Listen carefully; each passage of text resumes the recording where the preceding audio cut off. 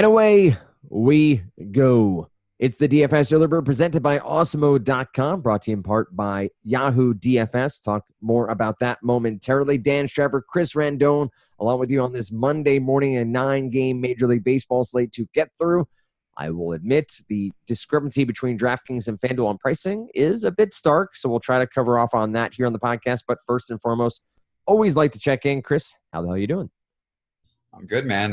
Wade Miley is Justin Verlander's price, so this is interesting. And we've talked about you and I personally, but also Awesemo at large and the DFS Early Bird, that pricing day-to-day can't be compared per se, right? You can't worry about, Verlander was $13K 2 weeks ago and then what you just said, but it has to come into consideration. Like, there has to come a point where price points matter. And this slate, we will go through it. We will break it down. We'll talk about what we like, what we don't like. But, Chris, this slate, the pricing on DraftKings specifically seems a little bit out of line. Yeah, I mean, it's wild. It's going to be interesting to see how projections roll out and see if people are really wanting to pay $10K plus for Gibson and Gonzalez and then even $11K plus for Miley. It's just it's going to be very interesting. I think that is interesting and intriguing are the two words I probably overuse when it comes in analysis in DFS, but those are the two words that pop to mind. And the disparity between FanDuel and DraftKings and Yahoo and DraftKings. So you have these price points on DK that are exorbitant. Like they're gigantic. And again, I will echo something Emac says, and I slag on Emac plenty, and he does the same for me, but the point is we're all dealing with the same prices, right? So it's not as if there's a subset of users who get to use Bauer at 9,800 and we all have to deal with 11 plus K, or Marco Gonzalez at 7,800, and we're all dealing with the same prices. But when you talk about the equal share of the pie when it comes to DraftKings, meaning your roster construction, something's amiss here. Something's not quite right, and it's going to make for some interesting lineup construction, some decisions that need to be made. We're going to go through here pitcher by pitcher. We'll may skip over one or two depending on where we land and exactly where we are in the podcast. But on DraftKings, you have 11-7 from Bauer, 11-2 for Miley, Marco Gonzalez at 10-6, and you have Kyle Gibson at 10-1. On FanDuel, just to point out, you have Trevor Bauer at 10-2, Miley at 9, Marco Gonzalez at 8-7. Then you have Peters at 8,300, Gallen at 8K. And then we scroll on. And is it a smaller slate on FanDuel? Let me double check this before I start. No, it's not. Okay. They have the same exact. All right. Yeah. So, and Marco Gonzalez is 8,700. So I missed his name when I was scrolling through. So FanDuel has what seems like more typical pricing to their slate on the year. Yahoo similarly is in a same boat, though John Means is a bit priced up over there. He's at $40 compared to Miley at $44, Gibson at $39, Gonzalez at $36, Brandon McKay is at $35. So that's something to keep in mind. Zach Gallen down at $33. We'll talk about that momentarily. But I think, Chris, from an analysis perspective, we're going to consider price, but it is what it is, and we're going to have to dive in and figure out exactly what roster construction we can get to. I guess we have to start, though, with Trevor Bauer, who we know has dynamic potential stuff. We also know that he has the potential to walk the entire roster at any given point. He went out and had a dud of a start against the Washington Nationals. The start before that, though, had 11 Ks against the Cubs of all teams. And now he has a matchup here with San Diego, a team we know strikes out at a decent clip, second most, I think, overall against right-handed pitchers.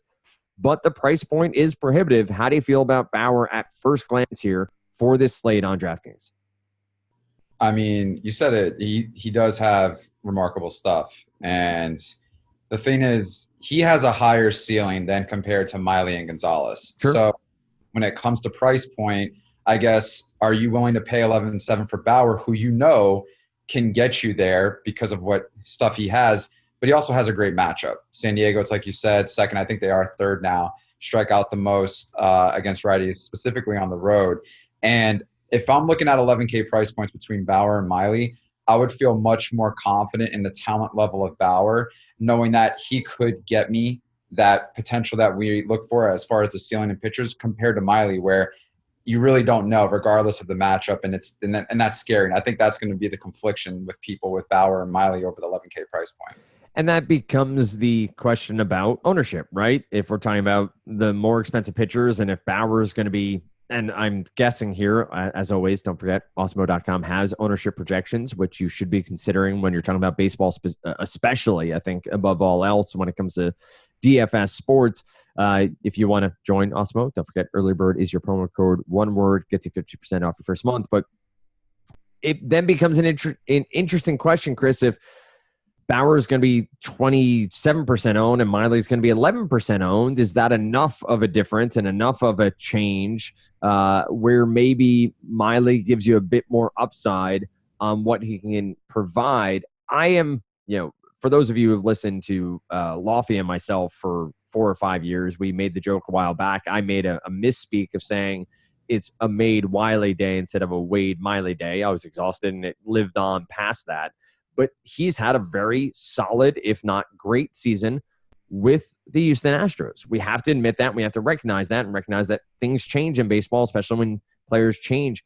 But he's striking out 7.43 batters per nine. It's not as if all of a sudden he's found a strikeout pitch and he's found a completely different approach to batters. He is still the same pitcher. He's just not getting into as much trouble. At 11-2 against Detroit in Houston, is this a matchup that you're at all interested in? Is this one where you say, hey, I can make this work? Because if we look at Fangraphs or look at Baseball Reference or you look at StatCast, the Tigers strike out the most in major leagues against lefties. They have an ISO around 150 and WRC plus below 100. Is this a good enough matchup for you to say, to hell with it, I'm going to roster Wade Miley plus 10K? It's a hell of a matchup. It's a great matchup for him. So Detroit's the highest strikeout rate team in baseball against lefties. He's at home. There's not much power in that Detroit lineup, so it doesn't scare you. However, though, he doesn't have good strikeout stuff. So at the end of the day, you're going to get maybe 4 or 5, max 6 strikeouts from Miley, because that's kind of how he's been all year. He has limited power. He has limited runs. But the real question is that enough? And does that warrant paying an 11.2 price point? And that's this slate is going to test, you said before, it's going to test a lot of metal. It's going to test a lot of how you perceive and how your projections perceive these matchups and these price points. Again, on FanDuel, to point out, it's 10-2 for Bauer, 9K on FanDuel for Miley. That's more reasonable. Like that you can figure out and start to consider. On Yahoo, it's $47 and $44 respectively for Bauer and Miley. Again, feels a little bit more palatable than those names being up in the $50 range on Yahoo. We got Gonzalez and Gibson as our 2 10K plus pitchers that we have not yet talked about. Gonzalez gets Tampa Bay. We've talked many times over that Tampa Bay struggles against lefties, so there's some upside there. And then we talk about Kyle Gibson against a White Sox team that, again, strikes out at a pretty high clip against righties, doesn't walk, no power, no run production against right-handed pitchers. I get and I agree that pitchers are overpriced here, but these are matchups that for a lot of other names on these same rosters, we'd be salivating over. If you had DeGrom against the if you had Kershaw against the Detroit Tigers, and if you had DeGrom against these same Chicago, you'd be all over it. But for Kyle Gibson and for Marco Gonzalez, are you in on these two matchups, or do you feel like you're going to find a cheaper option that you like more? I think I do like Kyle Gibson here. He's priced more than reasonable on FanDuel, which they probably messed up his pricing because he's only 7,400 there.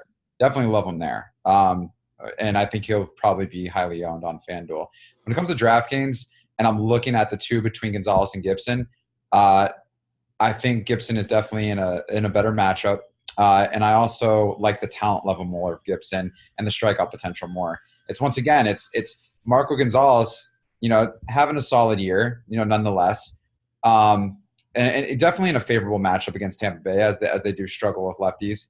I don't know who I would want to have more shares of. I feel like if I can save an extra 500, Gibson is definitely the right play. However, though, Gonzalez, I think I will still have some shares of him. And I could see myself, if I had to choose, pivoting from Miley to Gonzalez, if that's where I'm at as far as how much money is left in the roster for a pitcher. I hear that, and I think it's going to be a slate where ownership matters so much. A 9-game slate, you can get away at times from ownership mattering too much. But these price points on DK, I think, have ratcheted up how much you're going to have to be concerned with it. I'll say Mariners and Rays, looking at this early, Tampa Bay minus 190 and 8.5 over under. So Marco Gonzalez versus Brandon McKay. That is one to keep in mind. Astros and Tigers, we talked about Wade Miley. It's minus. Do you have a guess, Chris? Have you looked at the lines as of yet for Mondays? I may be giving it away with my reaction to the line I just saw.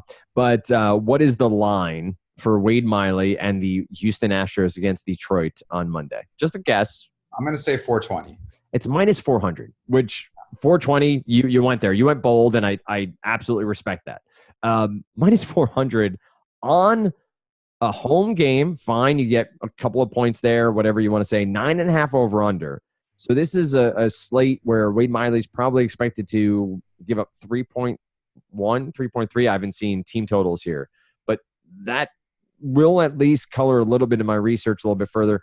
Gibson is a minus 200 favorite against the White Sox, 9.5 over under. We don't have a Diamondbacks Rockies line as of yet, but those are our most expensive pitchers as we talk through here. So just want to pass those along as we motor on and look at some of these names. And I'll say on the top end, 10K and above, I think we're going to just look to save the most and go with Gibson against the White Sox. So I think Bauer's fine. I think Miley has some issues that I'd rather not have to encounter. Lack of strikeout upside there. I mean, Marco Gonzalez against Tampa Bay, I think is fine, but not somebody I want to go to. So Gibson of those four is where I would lean the most. If we get sub 10K, Chris, it gets fun for those of us who have followed some of these younger names, but it gets dicey quickly from a DFS perspective because you have Kobe Allard, you have Zach Gallen, Peters, Hudson, and then you get an old Yankee pitcher who's made his way to the White Sox via the Pittsburgh Pirates and Ivan Nova at 8,300. But Allard, Gallen, Peters, Allard has a matchup with the Angels. He's a lefty. That doesn't seem like a great matchup because the Angels don't strike out. Zach Gallen's intriguing. 9,300, though, is a steep price point. Then you have Peters, who's been very good in his few starts up on major league level, but he has to pitch in Texas here. High heat, high humidity at 9K. Any of these three names, Allard, Gallen, and Gallen or Peters, in the mix for you? Yeah, I think Gallen is somewhat interesting. Colorado's a different beast on the road compared to in Coors. A lot of strikeout upside there. Gallen is a talented pitcher. And I think I'm willing to kind of see what he can do at 9,300. And, with Kobe Allard, I'm not saying that he's not talented, but he hasn't pitched in Texas yet. So he's also going to be facing an Angels team that doesn't strike out a lot, real stingy at the plate. And to pay 9,600 for a talent that I haven't really seen yet too much of is a small sample size. Plus, it's not the best of matchups in a hot and humid ballpark that favors the hitters and a team that doesn't strike out much. I don't think I would want to roster either one of these guys for that game. Yeah, Peters and Allard both in the situation there in Texas. Projected temperature at first pitch is 101 degrees. Huh. I think when you and I recorded for Friday, it was similar. It was around 99, but it's just going to be the way it is for the rest of the summer. We've seen it many times over. If someone like Jose Barrios there on Saturday just got lit up by the Rangers, and he's a talented pitcher, you throw Peters and Allard in there. And I'm a Kobe Allard fan when it comes to dynasty and keeper leagues. I think he has the talent coming over from the Atlanta Braves to be a legitimate 2 or 3 in their rotation in the future. That will mean him pitching in Texas, in Arlington in August, and he'll have to deal with that fact. And if you're playing in a roto league, that's going to come back to bite you a little bit, and you'll have to plan for that. But I do like them longer term, both Peters himself. But I'm with you on Gallen. I think of all these pitchers, price point wise, Gallen might be my favorite. If I'm saying 9K and above, I just think price, dollar per strikeout or dollar per point, Gallen might have the biggest upside from my estimation. The biggest thing, though, is can we find someone cheaper? So if it goes sub 8,500, so we go, well, let's talk Dakota Hudson. We'll go 8,600 or below. Hudson, Nova, Eric Lauer is pitching for San Diego in Cincinnati. And then we get Brandon McKay for Tampa Bay and Seattle. We've seen him have some high-end stuff. He's a pitcher/batter. He forced his way to be a two-way player. Any of these four names, Hudson, Nova, Lauer, McKay, on your radar at all? I think Hudson has got a decent matchup. Milwaukee does strike out a lot, over 25% against righties. So I think at 8,600 at home could be an interesting play to roster Hudson. I'll probably have a few shares of him. Nova, I mean, the not giving up runs has got to end at some point. 3 of the last 4 games, he's only given up 1 earned run. And, I mean, the aggression's got to be there because he's not striking out batters. He's lasting long in games, but the strikeout upside isn't there. So as soon as he's given up a couple runs, you're essentially not going to see that high point total that he's been putting up. And going into Minnesota against a team that dominates right-hand pitching, a lot of power in that lineup, a lot of talent. At 8,300, I just don't know. It's just there's nothing there for me to want to consider why I would want him to roster him. Looking over on Yahoo, just to hit on some of these price points, Zach Gallen at 33, Hudson's at 32. You get Dylan Peters, Kobe Allard at 31 and 31 respectively. So cheaper price points over there. Eric Lauer at 26. And then you have the cheapest options, Chichi Gonzalez and Edwin Jackson at $25, just to bring those prices to you. As we get sub 7,500, Joe Ross, Means, Williams, Edwin Jackson, who's I think on his 35th Major League Baseball team, if that's at all possible.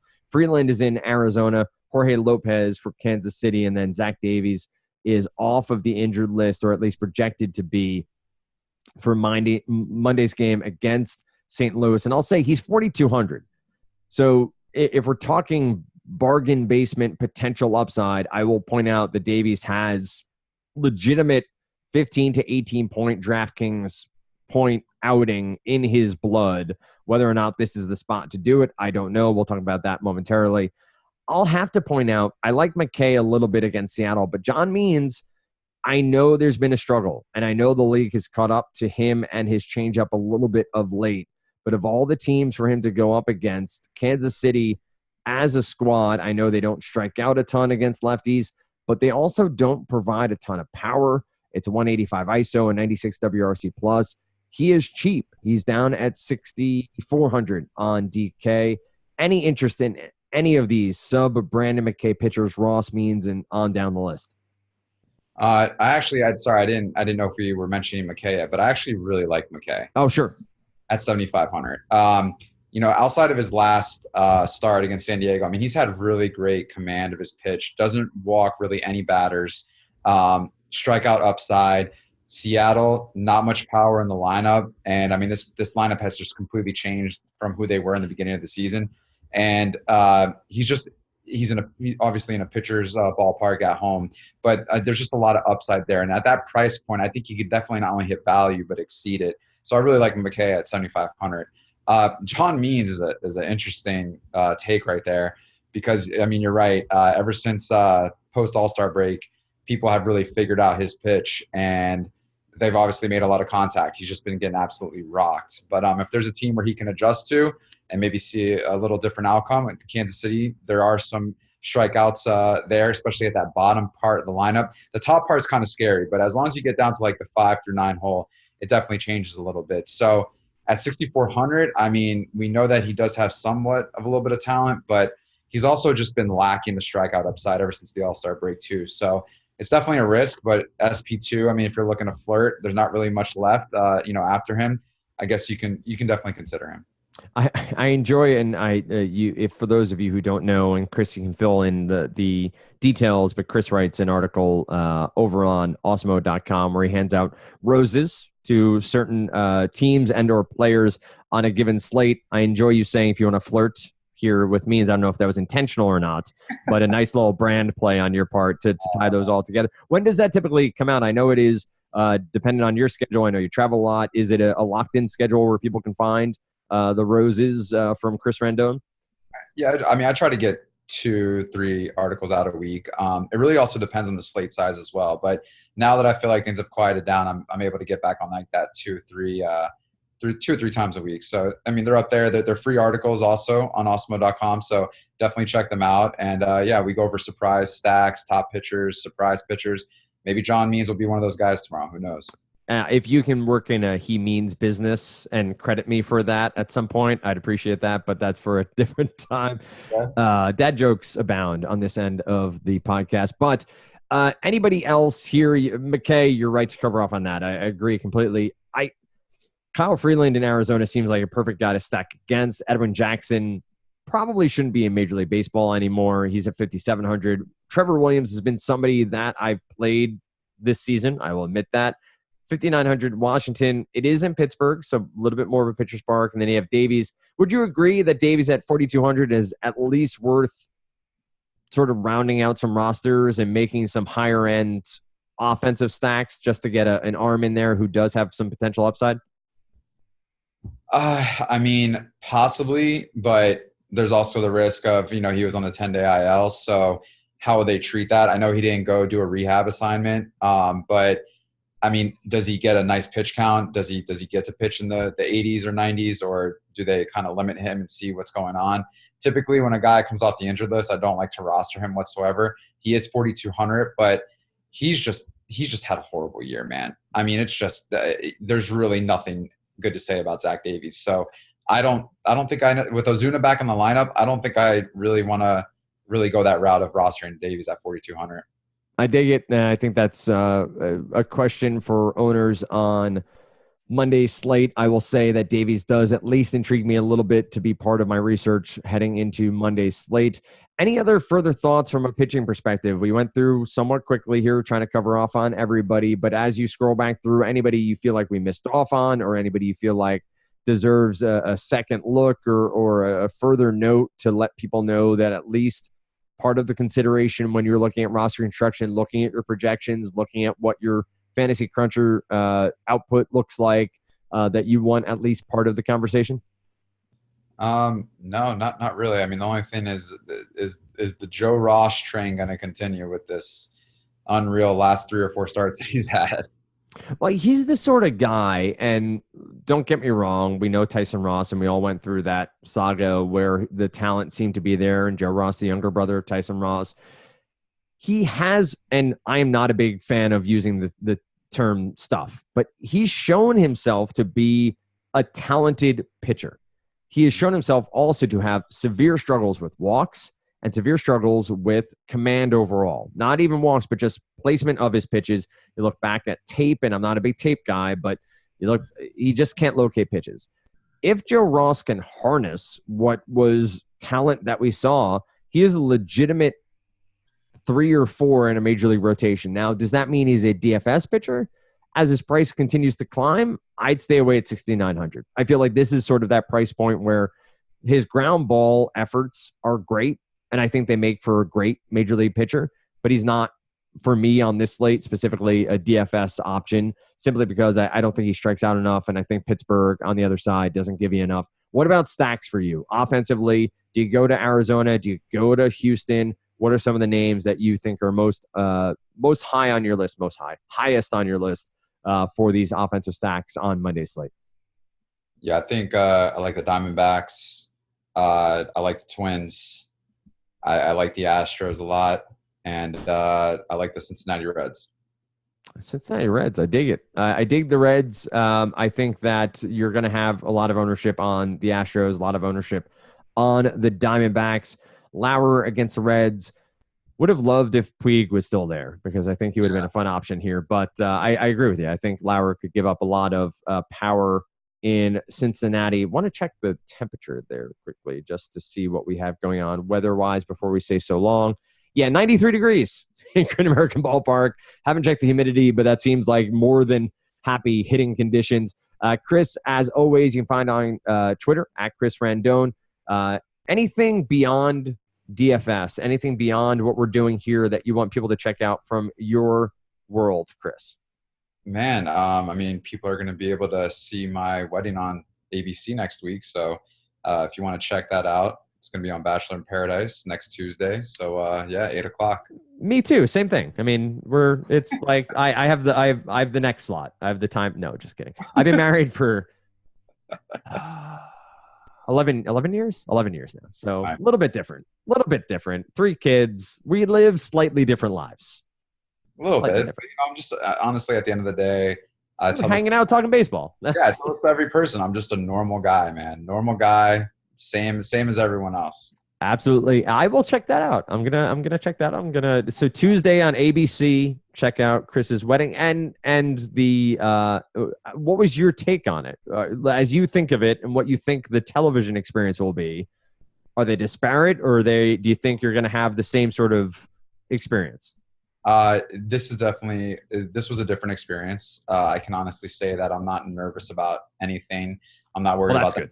Yeah, I'm not worried about the editing. I'm not worried about how it's going to look. It was a very beautiful kind of royal-esque wedding in Mexico. So yeah, very excited and looking forward to everyone tuning in. That's awesome. So you can find Chris and tell him what you thought of that episode over at Chris Randone on Twitter. Of course, you can find him over at awesemo.com. If you want to sign up, Chris's articles are free. They're in front of the paywall, but you do get projections, ownership projections. You get the lineup builder, and then you get the Fantasy Cruncher add-on. If you join Awesemo Premium Plus, that gets you behind the paywall, gets you the deeper dive, which will continue into NFL season projections and so much more. We also do have Alex's, also known as Awesemo DFS, his projections for season-long NFL. We also want to remind you that Yahoo has a ton of tournaments coming out for NFL DFS, and one is a $25 10-entry max, no management fee, $1 million tournament for the first week. So get in on that. Make sure if you have – yeah, they do. I can't play it, man, because I'm in California. That's bad. Why they do that? There are a lot of questions around what we'll talk about that later. That's a very good question. But we'll talk about that at a different point. If you want to check it out, go on over. They also have a $10 that has a management fee on it, which I believe is 12%, which is pretty industry standard at this point. No, DK and FanDuel are up around 15-16% depending on the tournament. If you're looking, and I will say this, and I fully recognize and respect Yahoo for sponsoring this podcast. If you want a tournament over on DK, the $9 slant. Check out the $9 slant on DK. That is a tournament for you casual players who want to have a similar opportunity. The $9 slant is where you want to be. Obviously, you have the $1 and the $3 and then $4, but that management fee and $150 max, check out the $9 slant. I will repeat that through to NFL season. Find me on Twitter if you so choose, at Dan Strafford. Warning you now, it's a lot of political tweets because that's where I'm at right now. But it's a little DFS from time to time, a little bit of fantasy baseball as well. And you can find Awesemo at Awesemo_DFS, Awesemo MLB, Awesemo NFL, and of course, Awesemo Weather, my favorite Awesemo Twitter handle of all because they lay it out there straight and they give you some weather along the way. With that said, as always, wish you the best of luck on Monday slate. Chris and I will be back with you next Monday. Tomorrow you get Emac and Adam. On Wednesday morning, it's me and Adam. Thursday, Emac and Adam. Then Friday, Josh and myself, as Lofty is out this entire week celebrating his wedding. And Chris gets to celebrate his wedding again Tuesday night live on ABC. So we'll check that out with him right here on the DFS Early Bird presented by Awesemo.com.